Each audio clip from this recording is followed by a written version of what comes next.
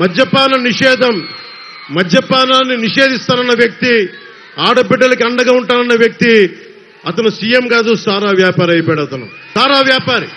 16 కంపెనీలు పెట్టి అందులో 3 కంపెనీలు తన సొంత మనుషులవే. అన్ని వాళ్ళ ఫ్యాక్టరీల్లో కల్తీ సారా, కల్తీ మందులు కలిపి దానికి రకరకాల పేర్లు పెట్టి ఒక్కొక్కరు ఆరోగ్యాలు పాడైపోతా ఉన్నాయి. మనం ఏమైపోయామంటే మనందరం కూడా ఒక అబద్ధపు ప్రపంచంలో బతకాలని నిర్ణయించుకుంటా ఉన్నాం మనందరం. నేను ఇబ్బంది లేకుండా నేను మందు తాగమని ఎంకరేజ్ చేయను, వ్యసనాలకి పాల్గొనని ఎంకరేజ్ చేయను.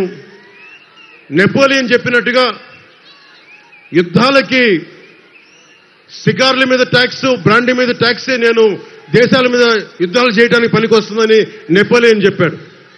వ్యసనాల వల్లే ట్యాక్స్ వస్తూ ఉంది భారతదేశానికి కూడా. ఈ విధానంలో మనం కోరుకుంటున్నాం. మన ఎవరో పెద్దలు మాట్లాడుతూ ఉన్నారు, నేను కల్తీ మందు కాదు, కనీసం ఆరోగ్యం పాడవని మందన్నా కనీసం 10 సంవత్సరాల్లో పాడవలసింది, వీళ్ళ వల్ల సంవత్సరంలోనే పాడైపోతా ఉంది. అలాంటి కల్తీ మందు ఇస్తూ ఉంటే అలాంటి మందు ఇవ్వకని చెప్పిన దానికి నేను మందుని ఎంకరేజ్ చేస్తానని మాట్లాడుతున్న వైసీపీ నాయకులు. అసలు అన్న వైసీపీ నాయకులందరికీ చెప్తున్నా, మద్యపాన నిషేధిస్తామని చెప్పి మీరు సారాలు ఎలా అమ్ముకుంటారు ఒకసారి మీరు లోపల చూసుకుని మాట్లాడుకున్న విషయం.